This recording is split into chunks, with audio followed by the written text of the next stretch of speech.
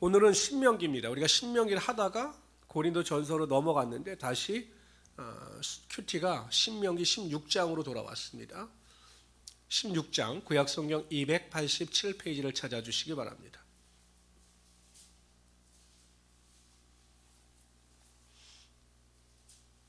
구약성경 287페이지 신명기 16장입니다. 16장에는 어떤 내용이 대표적으로 나오냐면요, 이스라엘 민족이 지켜야 될 3대 절기가 있어요. 우리나라는 1년에 지키고 또한 큰 사람들이 기다리는 절기가 있죠. 설날, 그 다음에 추석. 네? 안 기다리죠? 그래요.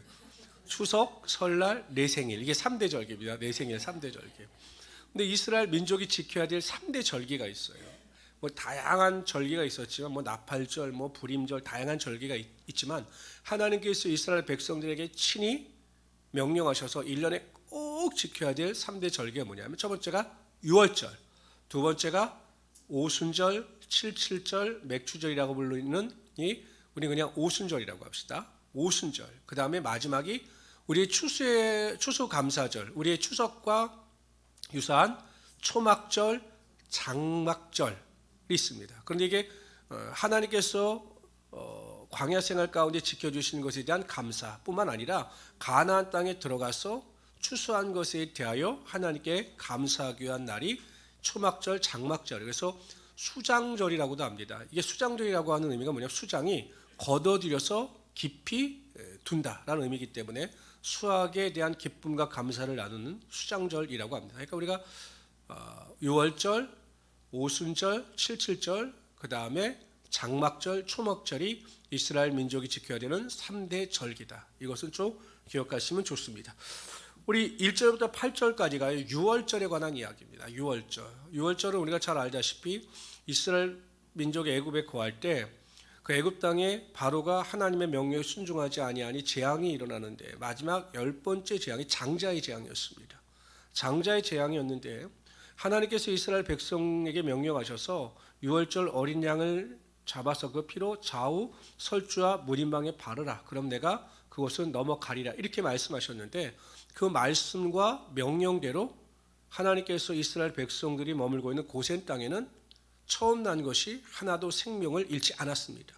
이게 영어로 유월절이요, 패스오버예요. 패스오버. 이게 뛰어 넘어가다입니다. 그러니까 하나님께서 이스라엘 백성들을 기억하시고 그들에게는 어떠한 죽음도 맞이하지 않고 구원하여 주셨다. 이것이 유월절의 유래입니다. 1절부터 우리 다 같이 읽읍시다. 8절까지 시작. 아비벌을 지켜 내 하나님 여호와께서 유월절을 행하라. 이는 아비벌에 내 하나님 여호와 앞에서 밤에 너를, 보통 아비벌을 우리의 태양력으로 따지면 3, 4월입니다. 그러나 유대인들이 지키는 유대력이라고 하는 것이 있는데 아비벌은 유대력으로 따지면 1월 달에 해당이 되는 겁니다. 1월 달. 2절 있습니다. 시작. 여호와께서 자기의 이름을 두시려고 택하신 곳에서 소와 양으로 내 하나님 여호와께 유월절 제사를 드리되 유교병을 그것과 함께 먹지 말고 이래 동안은 곧 고난의 떡을 그것과 함께 먹으라. 이는 내가 애굽 땅에서 급히 나왔음이니 이같이 행하여 내 평생에 항상. 이제 여기 좀 설명이 필요합니다. 보통 유월절은 뭐와 연결이 되냐면 무교절과 연결이 돼요. 그러니까 유월절이 보통 유대력으로 했을 때 1월 14일이 유월절이면 유월절이 끝나고 15일부터 20일 동안, 여기 보면 1회 동안이라고 나오죠. 1회 동안은 무교병, 고난의 떡을 먹어라. 이 무교병이라고 하는 것은 누룩이 들어가지 않은 떡입니다.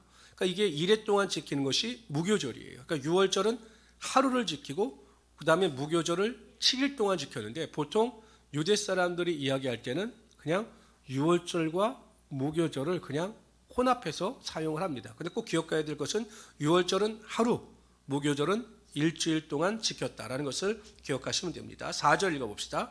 그 이래 동안에는 내 모든 지경 가운데 누룩이 보이지 않게 할 것이요 또 내가 첫날에 질 때 제사 드린 고기를 밤을 지내 아침까지 두지 말 것이며 유월절 제사를 네 하나님 여호와께서 내게 주신 각성에서 드리지 말고 오직 네 하나님 여호와께서 자기의 이름을 두시려고 택하신 곳에서 내가 애굽에서 나오던 시가 곧 초저녁 해질 때 유월절 제물을 드리고 네 하나님 여호와께서 택하신 곳에서 그 고기를 구워 먹고 아침에 내 장막으로 돌아갈 것이니라. 너는 엿새 동안은 무교병을 먹고 일곱째 날에 내 하나님 여호와 앞에 성회로 모이고 일하지 말지니라. 이 유월절을 언급하면서 핵심적으로 이 모세가 하나님께서 모세를 통해서 이스라엘 백성들에게 해주고 싶으셨던 말씀이 뭐냐면 3절의 말씀입니다. 3절의 말씀 읽어봅시다. 시작. 유교병을 그것과 함께 먹지 말고 이래 동안은 무교병 곧 고난의 떡을 그것과 함께 먹으라. 이 뒤에가 중요합니다. 이걸 줄을 치십시오. 있습니다. 시작. 이는 내가 애굽 땅에서 급히 나왔음이니 이같이 하여 내 평생에 항상 내가 애굽에서 나온 날을 기억할 것이니라. 항상 평생 동안 애굽에서 나온 날을 기억하라. 이 의미가 무엇이냐면 하나님께서 너희를 구원하여 주신 것을 기억하고 잊지 말아야 한다라는 것입니다. 여러분 이것을 우리에게 적용하면 어떻게 됩니까? 하나님께서 우리를 구원하여 주신 것을 절대로 잊지 말고 매일 항상 기뻐하고 감사하며 살아가야 한다라는 것입니다. 어찌 보면 믿는 성도들에게 있어 매일 삶이 유월절이 되어야 합니다. 그럴 때 우리가 원망과 불평하지 아니하고 하나님 앞에 항상 감사하며 살아갈 수 있게 되는 것입니다. 우리 모든 성도님들은 이러한 믿음을 가지고 내가 정말 항상 이 유월절 나의 구원의 날을 기억하고 하나님께 감사한다. 고난과 환난과 문제가 있다 할지라도 원망하고 불평하지 아니하고 하나님께 감사한다. 이러한 믿음을 가지고 살아갈 수 있는 우리 성도들이 되시기를 주님 이름으로 축원합니다. 9절에서 17절까지가 이제 오순절, 77절. 또 이게 오순절, 77절을 또 무슨 날이라고 하냐면 맥추절이라고 했어요. 왜냐하면 이 맥추절이 밀을 처음 수확하는 날이에요. 그래서 맥추절이라고도 했습니다. 그리고 나서 이제 뒤에서는 초막절에 대한 이야기가 나옵니다. 다 같이 읽어봅시다. 있습니다. 시작. 7주를 셀지니 곡식의 낫을 되는 첫날부터 7주를 세어. 그 7주를 센다. 그래서 7주를 세서 7일에 7주니까 7, 7이 49. 그리고 50일째 되는 날을 맥추절로 정했어요. 그래서 오순절이라고 하는 이유가 거기에 있는 겁니다. 10절 있습니다. 시작. 내 하나님 여호와 앞에 77절을 지키되 내 하나님 여호와께서 내게 복을 주신 대로 내 힘을 헤아려 자원하는 예물을 드리고 너와 내 자녀와 노비와 내 성중에 있는 레위인과 및 너희 중에 있는 객과 고아와 가부가 함께 내 하나님 여호와께서 자기의 이름을 두시려고 택하신 곳에서 내 하나님 여호와 앞에서 즐거워할지니라. 너는 애굽에서 종되었던 것을 기억하고. 여기까지가 77절, 오순절, 맥추절에 대한 이야기가 12절까지입니다. 13절까지부터가 17절까지가 초막절에 관한 이야기입니다. 다 같이 읽어봅시다. 시작. 너희 타작 마당과 포도주 틀에 소출을 거두어 두린 후에 이럴 동안 초막절을 지키. 초막절도 며칠 동안 지킵니까? 일주일 동안 지키는 거예요. 일주일 동안. 14절. 절기를 지킬 때에는 너와 내 자녀와 노비와 내 성중에 거주하는 레위인과 객과 고아와 가부가 함께 즐거워하되 내 하나님 여호와께서 택하신 곳에서 너는 이래 동안 내 하나님 여호와 앞에서 절기를 지키고 내 모든 소출과 내 손으로 행한 모든 일에 복 주실 것이니 너는 온전히 즐거워할지니라. 너희 가운데 모든 남자는 1년에 3번 곧 무교절과 77절과 초막절 여호와를 배웁되 빈손으로 여호와를 배웁지 말고 각 사람이 내 하나님 여호와께서 주신 복을 따라. 16절에 보면 남자는 반드시 1년에 3번 무교절, 이게 유월절이에요. 무교절이 제가 아까 말씀드렸죠. 유월절과 무교절을 혼합해서 쓴다. 무교절, 77절, 초막절을 반드시 지켜야 된다. 이것이 이스라엘 민족의 3대 절기라는 것입니다. 이 초막절과 이 오순절, 77절의 핵심적인 내용은 첫째, 모든 수확의 축복. 왜냐하면 오순절도 밀을 수확하죠. 그 다음에 장막절도 오늘 본문에 보면 수장절이라고 제가 말씀을 드렸지만 추석 보면 타작 마당과 포도주 틀에 소출을 거둘 때, 그러니까 이게 곡식을 수확할 때입니다. 그러니까 수확과 관련된 것입니다. 그러니까 모든 수확의 축복은 하나님께서 주신 것임을 분명히 알아야 한다는 것입니다. 10절 보세요. 10절에 보면 뭐라고 나오냐면 내 하나님 여호와께서 내게 복을 주신 대로. 14절 보세요. 내 하나님 여호와께서 내 모든 소출과 내 손으로 행한 모든 일에 복 주실 것이니라. 누가 복을 주신다고요? 하나님께서 복을 주신다는 것입니다. 여러분, 우리의 삶의 모든 복은 나로부터 비롯되는 것이 아니라 하나님께로부터 비롯되는 것입니다. 가정의 복, 직장의 복, 사업장의 모든 복, 자녀의 축복, 모든 것이 누구로부터 비롯되느냐? 하나님께로부터 비롯되는 것이에요. 제가 가끔 그런 걸 봅니다. 제가 어느 가정이 있는데 제가 이렇게 좀 아는 그 집사님인데 이 집사님은 교회를 다니지 않아요. 근데 맨날 저만 보면 아유 목사님 저희 어머니하고 저희 아버님이 저를 위해서 얼마나 기도하시는지 몰라요. 이야기를 해요. 그래서 본인이 나가셔야 되는데 근데 이분이 어쨌든 이게 참 모든 일이 근데 성품은 정말 좋아요. 어렸을 땐 교회를 다니셨지만 지금은 교회를 안 다니시죠. 성품이 굉장히 좋아요. 근데 그 분의 자녀들도 잘 돼요. 근데 그 자녀들 또 손자들은 또 교회를 다녀요. 이게 뭔가 생각해 보면 결국 부모와 그 부모의 기도로밖에 설명이 안 되는 거예요. 그 아버지와 어머니 권사님의 기도가 아직은 아들이 교회를 나가고 있지만 하나님께서 그 부모의 기도를 들으시고 그 복을 자녀에게 넘치게 하여 주시는 거죠. 그래서 저는 믿습니다. 언젠가는 나가시겠구나라는 것을 믿습니다. 성도는 꼭 기억하십시오. 복은 내가 노력하고 수고한다고 해서 다 이루어지는 것이 아닙니다. 반드시 하나님께서 우리를 도와주셔야 우리의 삶에 하나님의 복이 흘러 넘치게 된다는 것입니다. 그리고 여러분들이 누리는 모든 복은 내 노력과 수고가 아니라 하나님께서 허락하셨다는 것을 분명히 깨달으시고 감사하며 살아갈 수 있는 우리 성도들이 되시기를 주님으로 축원합니다. 두 번째 어떤 핵심이 있냐면 이 초막절과 장막절은 어려운 사람들과 함께 나누라는 겁니다. 종들도 또 이방인들도 객도 고아도 가보와 함께 항상 그들과 즐거워해야 한다는 거죠. 그러니까 여러분 교회 안에서는요 우리가 예배의 즐거움과 교제의 즐거움을 나눌 때 항상 소외되는 사람이 없는가를 꼭 기억하셔서 내 모임이 너무 즐거워요. 우리끼리 모이는 게 너무 행복해요. 그런데 그 모임에 제대로 들어오지 못하는 사람이 있으면 그 사람을 잘 배려하여 그 사람들과 함께 교제의 즐거움을 나눌 수 있어야 한다는 것입니다. 세 번째, 이 초막절과 장막절의 핵심이 뭐냐면 11절 15절에 보면 항상 즐거워하라고 하였습니다. 즐거워하라.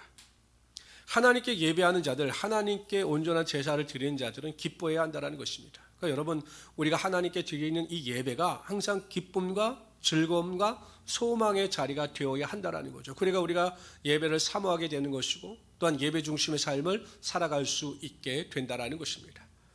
네 번째 10절과 17절에 보면 그 힘대로 예물을 드려라.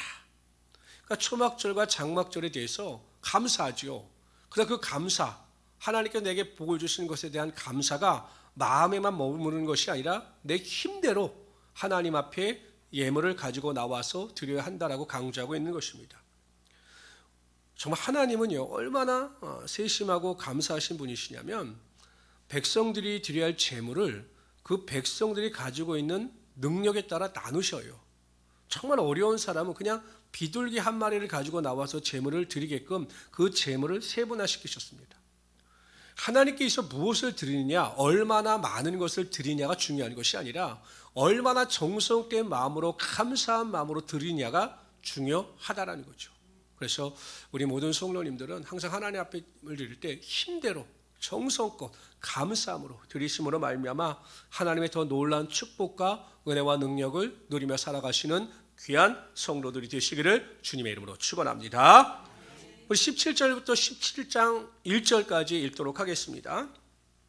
재판에 관한 겁니다. 재판. 읽습니다. 시작. 내 하나님 여호와께서 내게 주시는 각성에서 내 지파를 따라 재판장들과 지도자들을 둘 것이요 그들의 공의로 백성을 재판할 것이니라. 너는 재판을 굽게 하지 말며 사람을 외모로 보지 말며 또 뇌물을 받지 말라. 뇌물은 지혜자의 눈을 어둡게 하고 악인의 말을 굽게 하느니라. 너는 마땅히 공의만을 따르라. 그리하면 내가 살겠고 네 하나님 여호와께서 내게 주시는 땅을 차지하리라. 네 하나님 여호와를 위하여 쌓은 제단 곁에 어떤 나무로든지 아세라 상을 세우지 말며 자기를 위하여 주상을 세우지 말라. 네 하나님 여호와께서 미워하시느니라. 17장 1절 있습니다. 시작. 흠이나 악질이 있는 소와 양은 아무것도 내 하나님 여호와께 드리지 말지니라. 오늘 읽은 18절에서 17장 1절까지 핵심이 20절입니다. 20절. 재판장뿐만 아니라 성도들 모두에게 해당하는 말씀이 뭐냐면 20절 다 같이 읽어봅시다. 시작. 너희는 마땅히 공의만을 따르라. 그리하면 네가 살겠고 내 하나님 여호와께서 내게 주시는 땅을 차지하리라. 공의, 의로움을 선택하라. 그러면 살아나는 것이고 하나님께서 주시는 축복, 땅의 축복을 누리게 될 것이다. 이렇게 말씀하고 있습니다. 여러분, 공의대로 산다라고 하는 것은 하나님의 말씀대로 사는 것을 의미합니다. 우리가 하나님의 말씀대로 살면 하나님께서 우리를 살리시고 우리의 삶에 하나님의 은혜와 축복이 반드시 임하게 하여 주시는 것입니다. 그 노아가 소개되어지고 있는 창세기 6장에 보면 하나님께서 인간을 창조하신 것을 후회하셨다 이렇게 표현하셔요. 그만큼 사람들이 죄를 범한 거죠. 얼마나 사람들이 죄가 가득했냐면 그 성경에 뭐라고 기록되어져 있냐면 사람들이 그 마음에 생각하는 것마다 악했다는 거예요. 그러니까 선한 것은 하나도 생각 안 하고 온갖 악한 일만 생각하고 악한 행동을 했다라는 거죠. 그런데 그 수많은 사람, 모든 사람이 악함을 행하며 살아갈 때 한 사람의 예외자가 있었습니다. 그게 누구냐면 바로 노아였어요. 노아에 대해서 뭐라고 설명하냐면 이렇게 설명합니다. 창세기 6장 9절을 읽어봅시다. 이것이 노아의 족본이라. 노아는 의인이요 당대 완전한 자라. 그는 하나님과 동행하였으며 의인이었습니다. 공의를 행하는 자였어요. 그 다음에 6장 22절 시작. 노아와 그와 같이 하며 하나님께서 자기에게 명하신 대로 다 준행하였더라. 22절은 하나님께서 그 방주의 설계대에 대해서 노아에게 말씀하셨는데 노아가 그 말씀대로 순종했다라는 것입니다.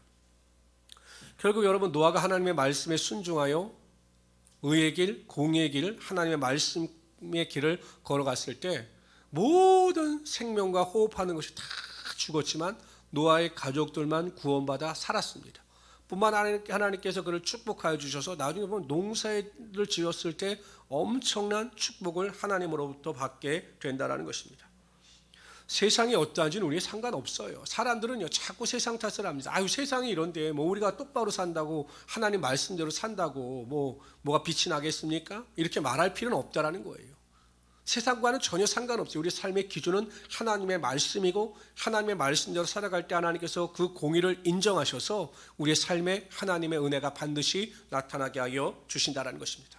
그래서 우리 모든 성도님들은 항상 하나님의 말씀을 가까이 하시고 하나님의 말씀을 읽고 묵상하셔서 그 말씀의 능력을 쫓아 살아가시는 귀한 성도들이 되시기를 주님의 이름으로 축원합니다. 우리 2절부터 17장으로 넘어가서요. 17장 2절서부터 7절까지 있는데 여기는 어떤 내용이냐면 우상 숭배를 행한 자들을 어떻게 처벌하는가, 그들을 어떻게 징계하는가에 대한 내용이 나오는데 여기에도 하나님께서 얼마나 그 죄에 대해서 세심하게 살피시는가에 대한 설명이 나옵니다. 우리 2절부터 7절까지 읽읍시다. 시작. 내 하나님 여호와께서 내게 주시는 어느 성중에서든지 너희 가운데 어떤 남자나 여자가 내 하나님 여호와의 목전에 악을 행하여 그 언약을 어기고 가서 다른 신들을 섬겨 그것에게 절하며 내가 명령하지 아니한 이를 성신에게 절한다 하자. 그러니까 우상 숭배하는 자들은 어떻게 할 것인가? 4절 시작. 내가 듣거든 자세히 조사해 볼지니 만일 그 일과 말이 확실하여 이스라엘 중에 이러한 가증한 일을 행함이 있으면 너는 그 악을 행한 남자나 여자를 내 성문으로 끌어내고 그 남자나 여자를 돌로 쳐 죽이되. 그러니까 우상 숭배한 자들은 돌로 쳐 죽이는 겁니다. 인정사정 볼 게 없어요. 쳐 죽이는 겁니다. 그런데 그 과정이 어떻게 되어야 하는가? 6절부터 읽읍시다. 시작. 죽일 자를 두 사람이나 세 사람의 증언으로 죽일 것이요 한 사람의 증언으로는 죽이지 말 것이며 이런 자를 죽이기 위하여는 증인이 먼저 그에게 손을 댄 후에 뭇백성이 손을 댈지니라. 너는 이와 같이 하여 너희 중에 악을 제할지니라. 그러니까 여러분, 아무리 악한 죄, 죽을 죄를 지은 우상 숭배의 죄를 지은 죄인이라 할지라도 그 죄가 억울하게 더 씌워지지 않도록 철저하게 투명하게 그 죄를 밝혀내야 한다는 거죠. 그렇잖아요. 뭐 사람이 악하면 한 사람에게 누명을 씌우기 위해서 한 사람이 그 사람에게 대해서 거짓 증언을 할 수가 있어요. 그러면 그렇게 해서 거짓 증언을 하게 되면 그 사람이 억울한 죽음을 맞이할 수도 있지 않습니까? 그래서 어떻게 하냐면 두세 사람의 증인을 세워서 반드시 억울함이 없도록 이를 해결해야 한다라고 하나님께서 말씀하시는 거죠. 형사들이 그런 말을 합니다. 10명의 범인을 잡기보다는 한 명의 억울한 범인이 나오지 않도록 최선을 다한다. 근데 제가 보기엔 뭐 절대 그런 것 같지는 않은데 하여튼 그렇게 말들을 하더라고요. 근데 어찌하든지 하나님께서는 억울하게 우상 숭배를 함으로 오해를 받아 죽임을 당하는 자가 없도록 그 절차를 굉장히 세심하게 만드셨습니다. 그리고 더 한 것은 증인이 먼저 돌로 쳐야 되는 거예요. 증인이, 내가 증인이다. 그 여러분, 인간은 양심이라고 하는 것이 있기 때문에 예수님께서도 먼저 그러셨잖아요. 너희들 중에 죄 없는 자가 먼저 돌로 치라. 그러니까 사람들이 돌로 못 치는 거에는 내가 죄가 있으니까. 마찬가지죠. 증인이라고 세워진 사람이 죄가 있으면 못 칠 거 아니에요. 그래서 증인이 먼저 하나님 앞에 나와서 죄 있는 자를 돌로 치는 겁니다. 그래서 문제가 없게 만들었던 거죠. 우리가 교회 안에서요, 정말 중요한 게 뭐냐면 사람은 선입견이라는 게 있어요. 선입견. 이게 뭐냐면 누군가가 다른 사람에게 다른 사람의 말을 들으면 나는 그 사람을 모르는데 그 말을 듣고 내 안에 선입견이 생겨요. 예를 들어 저 사람은 이런 사람이야, 이런 사람이야. 난 몰라요, 그 사람을. 근데 다른 사람이 자꾸 그 사람에 대해서 말을 하면 내가 막상 그 사람을 딱 만났을 때 저번에 우리 집사님이 이분이 이런 사람이라고 그랬는데 이분은 이런 사람이겠구나. 선입견이 생기는 거죠. 내 경험에 의해서가 아니라 그냥 말을 듣고 선입견이 생겨요. 그럼 사람은 이 선입견이 생기면 그 사람을 판단하는데 굉장히 주관적인 판단을 합니다. 사실적인 것을 가지고 판단하고 정확하게 그 사람을 대해야 되는데 이 선입견이 있어요. 저 사람은 싸납쟁이래. 그럼 이제 그 사람을 피하는 거죠. 저 사람은 정말 무섭대. 막 이 선입견이 생기는 겁니다. 그래서 항상 교회 안에서는 이 선입견을 조심해야 합니다. 성도들이 저에 대해 와서 다양한 이야기를 하셔요. 근데 저는 목회하면서 두 가지 원칙이 있어요. 첫째, 내가 듣지 않은 것은 말하지 않는다. 두 번째, 내가 경험하지 않은 사람에 대한 판단은 내리지 않는다. 그래서 누가 저에게 무슨 말을 해도 저는 제가 경험하지 않은 사람에 대해서 판단을 안 하려고 합니다. 그래서 어떤 분은 저에게 섭섭하다고 그래요. 목사님 이렇게 말하면 목사님 이렇게 해주셔야 되는데 왜냐면 내가 그 사람을 모르는데 내가 그 사람을 경험하지 않았는데 그 한 사람의 말만을 듣고 제가 그렇게 말한다면 제가 치리하기가 굉장히 쉽지 않습니다. 그러니까 여러분 선입견을 버려야 되는 거죠. 그런데 저는 솔직히 누가 무슨 말을 하더라도 성도들을 판단하지 않아요. 왜 그러냐면 생각해 보십시오. 부모들이 자식을 판단합니까? 첫째는 이래서 안 되고 둘째는 이래서 안 되고 셋째는 이래서 안 되고 아이고 나 혼자 살아야 되겠다 이런 부모 없어요. 그냥 자녀들 다 품습니다. 그냥 누가 뭐라고 해도 내 자녀예요. 내 자녀이기 때문에 품는 겁니다. 저는 항상 목회할 때 아비의 마음을 가지고 합니다. 그냥 성도들을 품는 거죠. 뭘 판단하고 정지합니까? 그래서 가끔 저에게는 섭섭하다고 이야기를 하죠. 왜 목사님이 정확하게 판단해 주시고 진리, 구원의 문제, 하나님의 말씀에 위배되는 이단에 대해서는 단호하게 대처해야 하는 것이죠. 그러나 사람의 연약함으로 인하여 실수하는 거, 말의 실수나 행동의 실수에 대해서는 정죄하고 판단할 것이 아니라 우리가 그리스도 예수의 마음을 가지고 품어 주어야 한다는 것입니다. 그것이 하나님께서 우리를 향한 하나님의 뜻이라는 것이에요. 우리 귀한 성도님들은 힘들지만 어렵지만 그럼에도 불구하고 그렇게 살아가심으로 하나님 안에서 큰 영광을 돌리며 살아갈 수 있는 하나님의 귀한 성도들이 되시기를 주님의 이름으로 축원합니다. 8절부터 13절까지는 어떤 내용이냐면 아까 우리가 16장에 보면 성중에 재판장을 세웠어요. 지도자나 각 성마다. 그런데 이 문제가 너무 어렵고 복잡합니다. 누가 범인인지 정확하게 판단을 내릴 수도 없어요. 또 억울하다고 느끼는 사람들이 있어요. 그럴 때는 중앙 성소에 있는 제사장들이나 재판장들, 우리나라 법률로 따지면 더 높은 법원에 항소를 할 수 있는 제도가 있었다는 거죠. 바로 그거에 대한 말씀입니다. 8절부터 읽어봅시다. 시작. 내 성중에 서로 피를 흘렸거나 다투었거나 구타하였거나 서로 간에 고소하여 내가 판결하기 어려운 일이 생기거든 너는 일어나 내 하나님 여호와께서 택하실 곳으로 올라가서 레위 사람 제사장과 당시 재판장에게 나아가 물으라. 그리하면 그들이 어떻게 판결할지를 내게 가르치리니 여호와께서 택하신 곳에서 그들이 내게 보이는 판결의 뜻대로 내가 행하되 그들이 내게 가르치는 대로 삼가 행할 것이니 곧 그들이 내게 가르치는 율법의 뜻대로 그들이 내게 말하는 판결대로 행할 것이요 그들이 내게 보이는 판결을 어겨 좌로나 우로나 치우치지 말 것이니라. 사람이 만일 무법하게 행하고 내 하나님 여호와 앞에 서서 섬기는 제사장이나 재판장에게 듣지 아니하거든 그 사람을 죽여 이스라엘 중에서 악을 제하여 버리라. 그리하면 온 백성이 듣고 두려워하여 다시는 무법하게 행하지 아니하리라. 그러니까 중앙성소에 있는 레위인들이나 재판장들에게 자신의 억울함이나 해결되지 않은 문제를 상소해서 결론이 났습니다. 중앙에서. 그런 그 결과에 대해서는 절대 순종해야 한다는 것입니다. 왜냐하면 하나님께서 그들을 세우셨기 때문에 하나님의 권위대로 그들이 판단하였고 그들의 판단은 하나님의 결정이다 라고 인정을 받았기 때문에 그 판결에 대해서는 절대 순종해야 한다. 그렇지 않으면 죽여라. 이렇게 말씀하고 있는 것입니다. 이 시대의 문제가 무엇일까요? 제가 가만히 보면 이 시대의 문제, 한국이라고 하는 이 우리의 좋은 어느 문화가 무너진 결정적인 것은 권위의 상실입니다. 권위. 부모들의 권위가 사라졌어요. 어른들의 권위가 사라졌어요. 막 요즘에 보면 길거리에서도 보면 무슨 문제가 생기면 막 20대 청년들이 막 70대 노인들한테 막 소자식, 개자식하고 막 욕을 합니다. 과거에는 이걸 꿈도 꾸지 못할 일이었거든요. 뭐 경찰의 권위 다 무너졌죠. 공권력의 권위 다 무너졌습니다.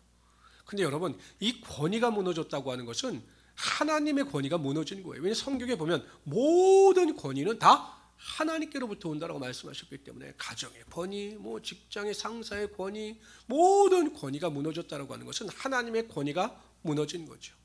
결국 그렇게 되면 모든 무질서가 나타나게 되는 것이고, 무질서로 인하여 점점 인간이 살아가는 이 사회 구조가 어렵게 될 수밖에 없다라는 것입니다. 가정도 마찬가지입니다. 가정에도요, 남편의 권위가 있고 부모의 권위가 있고 아내의 권위가 있어요. 이 권위를 철저하게 인정해 줘야 합니다. 부모의 권위를 인정하고 남편의 권위를 인정하고 아내의 권위를 인정하고 또 자녀의 권위도 인정하고, 뭐 성경에 보면 내 자녀를 노엽게 하지 말라. 이 말이 뭐냐? 자녀의 권위를 인정해 줘라. 부모의 말을 공경하라. 부모의 권위를 인정하라는 것이거든요. 그런 권위를 인정할 수 있어야 한다는 것입니다. 교회도 마찬가지입니다. 분열되고 교회가 깨어질 때 보면 어떤 권위가 가장 먼저 무너지냐면 목회자의 권위가 무너져 버려요. 물론 목회자의 실수로 인한 문제도 많지만 뭐 장로님이나 성도들의 탐심으로 인하여 목회자를 잘못된 방향으로 오해하여 그 권위를 무너뜨리는 경우가 있습니다. 보세요. 하나님의 권위를 무너뜨린 자들은 하나님께서 반드시 심판하십니다. 근데 목회자들 중에는 제가 보기에는 나중에도 나오겠지만 이런 분들이 있어요. 내 말을 어기면 너희는 죽는다. 이런 말을 목회자들도 있는데 내가 보기에는 야, 이분은 사입이에요. 사입이. 그런데 많은 성도들이 거기에 미혹되긴 합니다. 그러나 중요한 것은 어찌하든지 목회자, 장로, 권사, 안수집사, 교회 권위를 인정하는 것이 하나님의 뜻이고, 하나님께서 반드시 그 권위를 인정하는 자들에게 하나님의 축복이 임하게 하여 주신다라는 것입니다. 근데 어떤 사람들이 권위를 인정하지 않느냐? 자존감이 낮은 사람들이 내가 누군데 막 교회 안에서 보면 내가 누군데 보면 별거 아니거든요. 근데 맨날 그 권위를 인정하다가 부부관계도 그러는 거예요. 꼭 이기려고 하는 남편이 내가 누군데 별거 아닌데 맨날 내가 누군데 이러다가 가정이 무너지는 거거든요. 그래서 성도 여러분, 항상 하나님께서 세우신 권위를 인정하시고 그 권위에 순복하심으로 하나님께서 주신 축복을 누리며 살아가는 우리 성도들이 되시기를 주님의 이름으로 축원합니다. 14절부터 20절까지는 왕정제도에 관한 것이에요. 하나님께서 왕을 세우실 생각이 전혀 없으셨던 것이 아닙니다. 이스라엘 백성들이 나중에 보면 갑자기 왕을 원해서 하나님께서 급하게 솔로몬을 왕으로 세우신 것이 아니에요. 언젠가는 하나님께서는 아셨던 거예요. 아하, 이스라엘 백성들이 왕을 요구하겠구나라는 것을 이때부터 아셨어요. 가나안 땅에 정착하기도 전에. 그러시면서 왕이 지켜야 될 것, 왕을 어떻게 세워야 할 것인가에 대한 방법을 모세에게 알려주고 계신 겁니다. 14절부터 20절까지 읽읍시다. 있습니다. 시작. 내가 내 하나님 여호와께서 내게 주시는 땅에 이르러 그 땅을 차지하고 거주할 때 만일 우리도 우리 주위의 모든 민족들 같이 우리 위에 왕을 세워야겠다는 생각이 나거든 반드시 내 하나님 여호와께서 택하신 자, 여기다 밑줄 주세요. 반드시 하나님께서 택하신 자, 거기다 밑줄 주세요. 있습니다. 내 위에 왕으로 세울 것이며 내 왕을 세우려면 내 형제 중에서 한 사람을 할 것이요 내 형제 아닌 타국인을 내 위에 세우지 말 것이며 그는 병마를 많이 두지 말 것이며 병마를 많이 얻으려고 그 백성을 애굽으로 돌아가게 하지 말 것이니 이는 여호와께서 너에게 이르시기를 너희가 이후에도 그 길로 다시 돌아가지 말 것이라 하셨음이며 그에게는 아내를 많이 두어 그의 마음이 미혹되지 말 것이며 자기를 위하여 은금을 많이 쌓지 말 것이니라. 그가 왕위에 오르거든 이 율법서와 등사본을 레위 사람 제사장 앞에 책에 기록하여 평생에 자기 앞에 두고 읽고 그의 하나님 여호와 경외하기를 배우며 이 율법의 모든 말과 이 규례를 지켜 행할 것이니라. 그리하면 그의 마음이 그 형제 외에 교만하지 아니하고 그 명령에서 떠나 좌로나 우로나 치우치지 아니하리니 그와 그의 자손이 왕위에 있는 날이 장구하리라. 왕정제도에 관한 것이면 핵심 첫째, 왕은 하나님께서 세우신다라는 것이에요. 왕은 절대로 자신들의 투표나 자신들의 감정이나 뭐 이런 것에 의해서 세우는 것이 아니라 이스라엘 민족의 왕은 반드시 하나님이 세우신다라는 것입니다.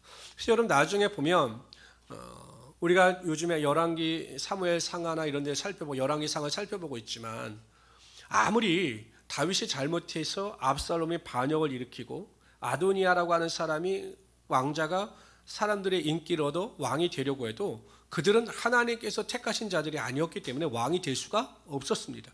모든 환경이나 조건은 충분히 왕이 될 수 있는 조건이었는데 하나님께서 그들을 왕으로 세우지 아니하셨기 때문에 왕이 될 수가 없었던 거예요. 왕은 하나님이 세우신 것입니다.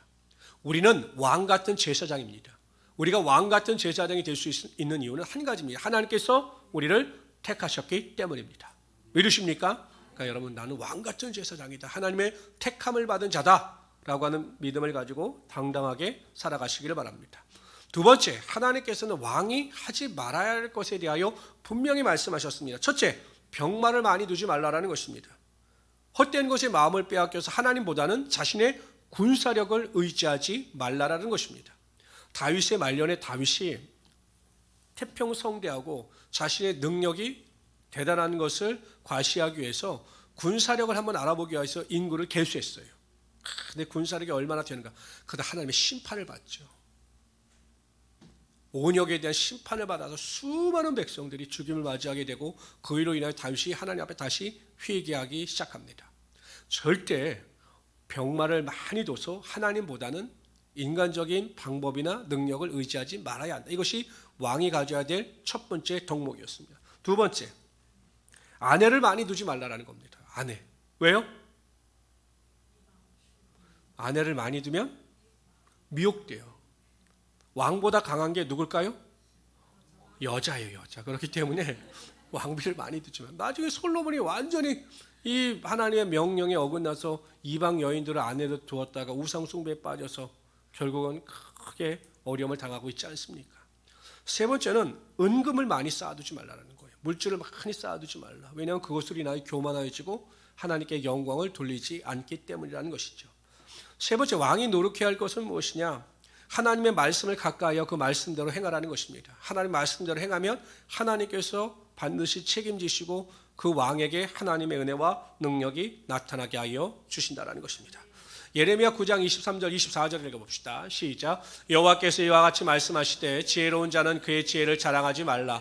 용사는 그의 용맹을 자랑하지 말라. 부자는 그의 부함을 자랑하지 말라. 자랑하는 자는 이것으로 자랑할지니 그 명철하여 나를 아는 것과 나 여호와는 사랑과 정의와 공의를 땅에 행하는 자인 줄 깨닫는 것이라. 나는 이 일을 기뻐하노라. 여호와의 말씀이니라. 아멘. 하나님을 가까이 하셔서 하나님의 말씀 안에서 하나님의 은혜를 체험하며 살아가시는 귀한 성도들이 되시기를 주님의 이름으로 축원합니다. 우리 18장으로 넘어갑시다. 신명기의 내용은 그렇게 어렵지는 않습니다. 이렇게 풀어서 4장 40절부터 26장까지는 이스라엘 백성들이 그 가나안 땅에 들어가 지켜야 될 규례에 대한 내용이에요. 어찌 보면 우리나라의 법에 관한 거죠. 법. 그렇기 때문에 그렇게 어렵지는 않습니다. 1절부터 8절까지 뭐냐면 레위인들에 대한 법이에요. 레위인들은 기업이 없었기 때문에 여호와께서 내가 그들의 기업이 된다. 그러므로 각 지파에서 쓸 것을 그들에게 제공해야 한다. 이렇게 말씀하고 있는 겁니다. 우리 1절부터 8절까지 읽읍시다. 시작. 온 지파는 이스라엘 중에 분깃도 없고 기업도 없을지니 그들은 여호와의 화제물과 그 기업을 가지지 않을 것은 여호와께서 그들의 기업이 되심이니 그들에게 말씀과 제사장의 백성의 밭을 목은 이러하니 곧 그 드리는 제물의 소나 양이나 그 앞다리와 두 볼과 위라 이것을 제사장에게 줄 것이요 또 내가 처음 거둔 곡식과 포도주와 기름과 내가 처음 이는 내 하나님 여호와께서 내 모든 지파 중에서 그를 택하여 내시고 그와 그의 자손에게 항상 여호와의 이름으로 서서 섬기게 이스라엘 온 땅 어떤 성읍에서든지 거주하는 레위인이 간절한 소원에 있어 그가 사는 곳을 떠날지라도 여호와께서 택하신 곳에 이르면 여호와 앞에 선 그의 모든 형제 레위인과 같이 그 사람의 목은 그들이 같을 것이요 핵심적으로 2절입니다. 2절에 동그라미 치시고 한번 읽어봅시다. 시작. 그들이 그들의 형제 중에서 기업을 가지지 않을 것은 여호와께서 그들에게 말씀하신 같으니라. 하나님께서 직접 기업이 되시는 거예요. 하나님께서 그들을 책임지시겠다는 것입니다. 5절입니다. 읽어봅시다. 하나님께서 왜 그들의 기업이 되시며 왜 그들을 책임지시는가? 5절 시작. 그와 그의 자손에게 항상 여호와의 이름으로 서서 섬기게 하셨음이니라. 뭐라고요? 섬기게 하셨음이니라. 레위 사람들은 하나님을 섬기는 일에 자신의 삶을 올인했기 때문에 내가 그들의 기업이 되어 그들을 반드시 책임지시겠다라고 말씀하고 있는 것입니다. 하나님을 섬기는 자들, 여러분도 마찬가지예요. 하나님을 위하여 살고 하나님을 섬기는 일에 최고의 우선을 두는 자들에게는 하나님께서 여러분들의 기업이 되어주셔서 여러분들을 책임져 주시고 여러분의 삶에 하나님의 놀라운 축복과 은혜와 능력이 나타나게 하여 주신다는 것입니다.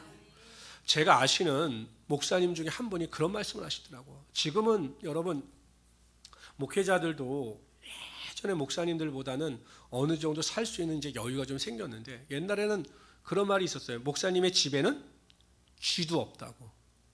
목사님의 집엔 쥐도 없다. 왜냐면 먹을 게 없다고 쥐도 없다. 그런 말이 있었어요. 그래서 이제 보통 부흥사들이 가면 그 교회 집사님들이 이제 목사님이 어떻게 머물 곳도 없으니까 교회에서 이제 부흥회를 인도하시며 며칠 동안 머무실 때 그 교회에서 이 목사님을 섬기는 집사님들을 세우셔가지고 목사님의 빨래라든지 목사님의 식사를 책임지셨던 그런 전통이 있었어요.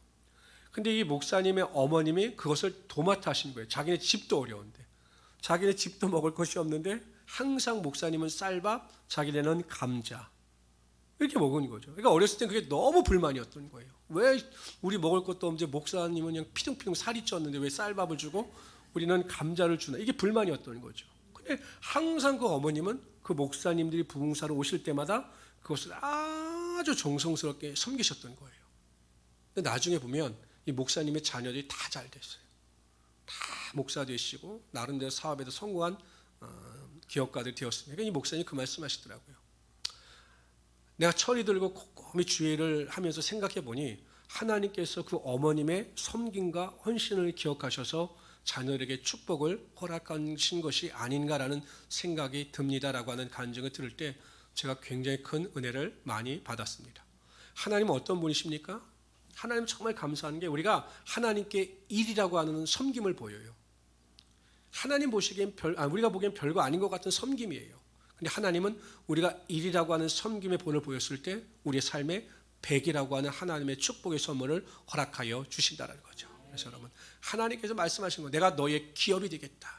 너희가 나를 섬기면, 나를 믿고 의지하면 내가 너의 기업이 되겠다. 이렇게 말씀하셨습니다. 이러한 하나님만을 의지하고 섬기고 기도하며 살아갈 수 있는 하나님의 귀한 성도들이 되시기를 주님의 이름으로 축원합니다. 우리 9절부터 14절까지 읽도록 하죠. 이게 뭐냐면 이방 땅에 들어가서는 이방의 풍습을 쫓지 말라라는 것입니다. 점치고 뭐 이런 것을 따르지 말라 경고하셔요. 읽습니다. 시작. 내 하나님 여호와께서 내게 주시는 땅에 들어가거든 너는 그 민족들의 가증한 행위를 본받지 말 것이니 그의 아들이나 딸을 불 가운데로 지나가게 하는 자나 점쟁이나 기륭을 말하는 자나 요술하는 자나 무당이나 진언자나 신접자나 박수나 추운 자를 너희 가운데 용납하지 말라. 이런 일을 행하는 모든 자를 여호와께서 가증히 여기시나니 여호와께서 그들을 내 앞에서 쫓아내시느니라.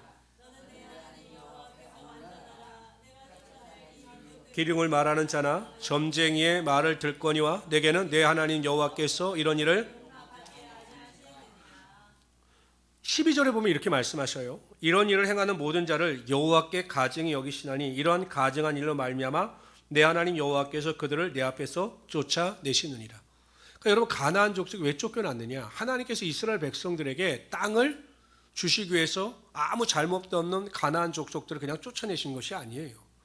그들의 죄로 말미암아 쫓겨났는데 그들이 하나님 앞에서 가증한 일을 행하였기 때문에 하나님께서 그들을 심판하시고 그들을 내어 쫓으셨다는 겁니다. 그러므로 너희는 절대로 가증한 일, 점치고 뭐 이런 걸 하지 말라라는 것입니다.